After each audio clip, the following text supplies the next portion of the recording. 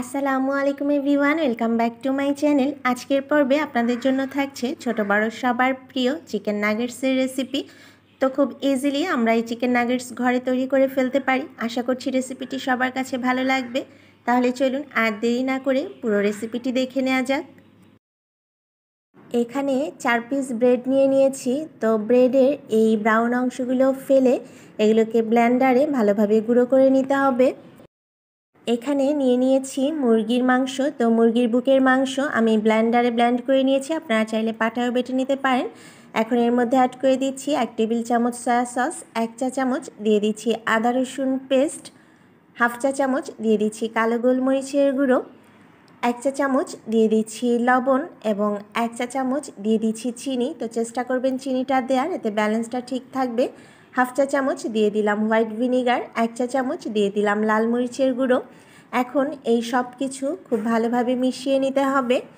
তো মেশানোর পর যে ব্রেডগুলো আমি গুঁড়ো করে রেখেছিলাম সেই ব্রেডগুলো এর মধ্যে দিয়ে দিব এবং এর মধ্যে আরও অ্যাড করে দিব 1 টেবিল চামচ বাটার। তো আপনারা চাইলে এখানে বাটারের পরিবর্তে তেলও ইউজ করতে পারবেন। এবার এই সব কিছু আবারও একটু ব্লেন্ডারে ব্লেন্ড করে নিব। এতে দেখা যাবে যে নাগেটসের এই ডোটা খুব বেশি সফট হবে, এটা খেতে অনেক ভালো লাগবে। তো এখন একটা ডিশে তেল ব্রাশ করে নিয়েছি, এর মধ্যে এখন নাগেটের মিশ্রণগুলো দিয়ে দিব। তো হাত দিয়ে একটু চেপে চেপে এটাকে সমান করে বিছিয়ে নিতে হবে। তো এটা কিন্তু খুব বেশি ভারীও করা যাবে না, আবার খুব বেশি পাতলাও করা যাবে না। 1 ইঞ্চি পুরো করে এই মিশ্রণটাকে বেছাতে হবে। তো যদি আপনাদের মিশ্রণটা অনেকটাই স্টিকি থাকে সেক্ষেত্রে আপনারা কিছুটা কর্নফ্লাওয়ার অ্যাড করতে পারবেন। তো যেহেতু আমি ব্রেড বেশি দিয়েছি আমার মিশ্রণটা কিন্তু একদম পারফেক্ট হয়েছে। এখন এটাকে আমি ছুরি দিয়ে একটু পিস করে নিব, এরপর ফ্রিজে রেখে দিব কিছুক্ষণ। এতে দেখা যাবে যে নাগেটসগুলো খুব সুন্দরভাবে সেট হয়ে যাবে। আধা ঘন্টা নাগেটসগুলোকে ফ্রিজে রেস্টে রাখার পর এখন একটা বাটিতে ডিম ফেটে নিয়েছি এবং একটা বাটিতে নিয়ে নিয়েছি ব্রেড ক্রাম্বস।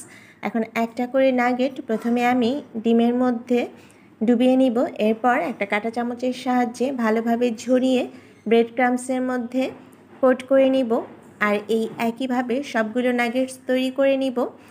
তো দেখা যায় যে কেটে নেওয়ার ফলে যে সাইডের এবড়ো থেবড়ো অংশগুলো থাকে সেগুলো হাত দিয়ে এভাবে একটু শেপ করে নিলেই চলবে।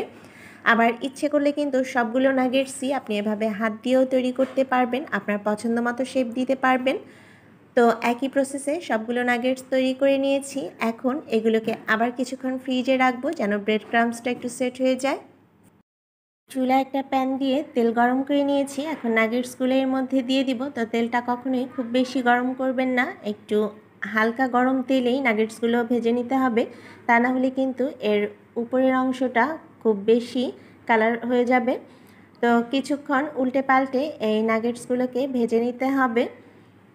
যখন আপনার পছন্দ মতো ব্রাউন কালার চলে আসবে তখন চুলা থেকে এগুলোকে নামিয়ে নিতে হবে। তো আমার নাগেটসগুলো ভাজা হয়ে গিয়েছে, এখন আমি চুলা থেকে নামিয়ে একটা টিস্যুর মধ্যে নিয়ে নিব যেন এক্সট্রা তেলটা ঝরে যায়।